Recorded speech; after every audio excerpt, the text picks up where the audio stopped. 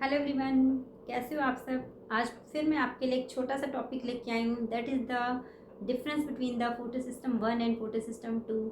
Dear guys, मैंने पिछले turn पे आपको पढ़ाया था difference between the cyclic and non cyclic photophosphorylation, और आज का मेरा टॉपिक है difference between the photo system 1 and photo system 2। ये टॉपिक भी फोटोसिंथेसिस का टॉपिक है। और हाँ, जिसको भी cyclic and non cyclic photophosphorylation याद है या पता है, उसके लिए डिफरेंस इजी है, क्योंकि उसे इजली समझ में आएगा। अगर आपको साइक्लिक और नॉन साइक्लिक फोटोफॉस्फोरेशन आता है, उसका फ्लो चार्ट बनाना आता है, तो आप ये डिफरेंसेस आसानी से लिख सकते हैं। फिर आपको कुछ भी याद नहीं करना है। तो चैनल टॉपिक को शुरू करने से पहले मैं आप सभी से रिक्वेस्ट करूँगी, प्लीज़ अगर आप मेरे चैनल पर नए हैं या अभी तक आपने मेरे चैनल को लाइक सब्सक्राइब और शेयर नहीं किया है, तो प्लीज़ चैनल को लाइक सब्सक्राइब और शेयर कर दीजिए। और कुछ लोग ऐसे भी हैं जो चैनल देखते हैं बट सब्सक्राइब नहीं करते, तो प्लीज़ डियर गाइस सब्सक्राइब कर दीजिए। सब्सक्राइब करने से आपका कुछ नहीं जाता है, तो प्लीज़ सब्सक्राइब कर दीजिएगा। और अगर आप हमारे टॉपिक का पिक लेना चाहते हैं या नोट्स लेना चाहते हैं, तो आप मुझे इंस्टाग्राम पे जाकर फॉलो कर सकते हैं, जिसका लिंक मेरे यूट्यूब के डिस्क्रिप्शन बॉक्स में दिया हुआ है।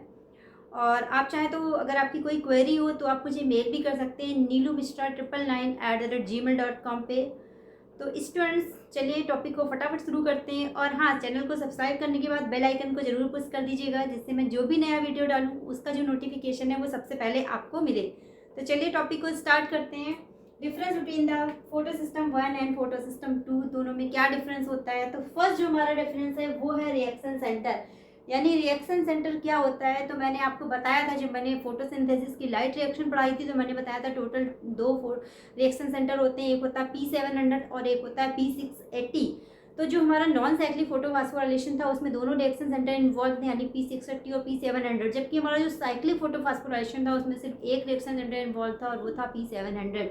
तो इसी तरह जो फोटो सिस्टम 1 एंड 2 है उसके रिएक्शन सेंटर क्या है। जो रिएक्शन सेंटर फोटो सिस्टम 1 का है वो है P700, यानी कि ये इसका रिएक्शन सेंटर है। और नॉन साइक्लिक जो पिगमेंट सिस्टम 2 है उसका जो रिएक्शन सेंटर है वो क्या है, P680 है।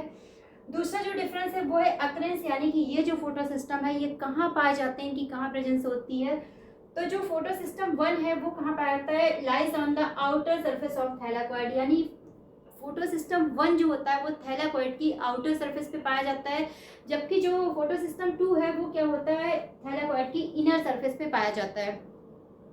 नेक्स्ट जो डिफरेंस है वो क्या है, ऑटो इवोल्यूशन। ऑटो इवोल्यूशन होता है कि नहीं होता है। तो डियर गाइस, जो फोटो सिस्टम 1 है उसमें क्या होता है, ऑटो इवॉल्व नहीं होती है। क्यों नहीं होती है, क्योंकि फोटो सिस्टम 1 में फोटोलिसिस ऑफ वाटर नहीं होती है। लेकिन जो फोटो सिस्टम 2 है वहाँ पे ऑक्सीजन जो है वो इवॉल्व होती है। क्यों होती है, क्योंकि यहाँ पे फोटोलिसिस ऑफ वाटर होती है।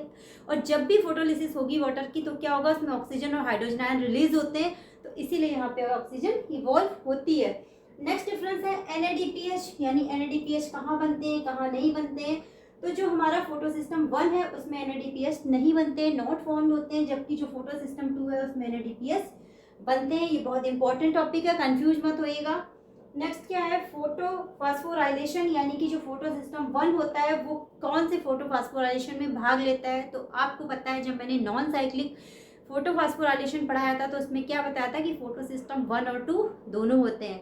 यानी कि जो फोटो सिस्टम 1 है हमारा वो कहाँ होगा, participate in both cyclic and non cyclic photophosphorylation.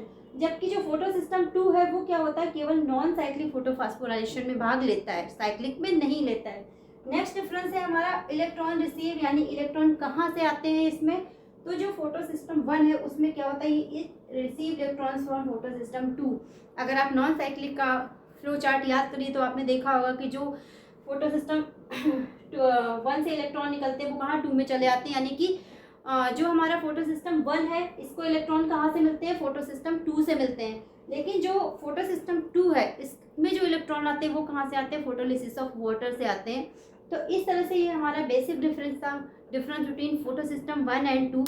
अभी भी मैं आपको बता दूं जो डिफरेंसेस आते हैं वो बेसिकली साइक्लिक और नॉन साइक्लिक के ज़्यादा आते हैं, इसके कम आते हैं। फिर भी आपको पता होना चाहिए, कई बार शॉर्ट नोट्स में पूछा आता है कि what is the difference between photo system 1 and 2। Dear students, ये बहुत ही छोटा सा टॉपिक था जो मैंने आपको पढ़ाया। और अगर आपको पुराना पिछले टर्न का याद है, आपको फोटो सिस्टम 1 2 या नॉन साइक्लिक फोटोफॉस्फोराइलेशन क्या था, लाइट रिडक्शन जिसको याद है उसके लिए डिफरेंसेस कोई भी नए नहीं है, सब कुछ वही है। आपको अगर वो साइक्लिक और नॉन साइक्लिक फोटोफॉस्फोराइलेशन का फ्लो चार्ट याद है तो आप इसे आसानी से लिख सकते हैं।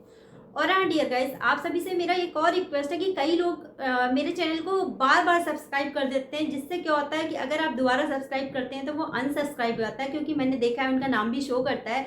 तो जो लोग भी सब्सक्राइब करने के बाद दोबारा अनसब्सक्राइब कर सकते हैं। तो मैं आपसे रिक्वेस्ट करूंगी कि अगर आप एक बार चैनल को सब्सक्राइब कर लेते हैं और बेल आइकन को पुश कर लेते हैं, तो उसके बाद आप मेरे कितने भी वीडियो देखिए, आपको दोबारा सब्सक्राइब करने की जरूरत नहीं होती, क्योंकि अगर आप दोबारा सब्सक्राइब करते हैं तो वो अनसब्सक्राइब हो जाता है। तो आपको चैनल को सिर्फ एक ही बार सब्सक्राइब करना है। ये मैंने सोचा बता दूं, क्योंकि मेरे में दिखाता है कि पहले दिखाता है किसी ने सब्सक्राइब किया, बाद में लिख के आता है इन्होंने अनसब्सक्राइब कर दिया। तो प्लीज़ आप चैनल को अनसब्सक्राइब मत करिए, चैनल को सब्सक्राइब करिए और सिर्फ एक बार सब्सक्राइब करिए। दोबारा आप कोई भी वीडियो हमारा देखना है तो आपको ना तो दोबारा बेल आइकन को पुश करना है, ना दोबारा चैनल के सब्सक्राइब बटन को पुश करना है। Thank you.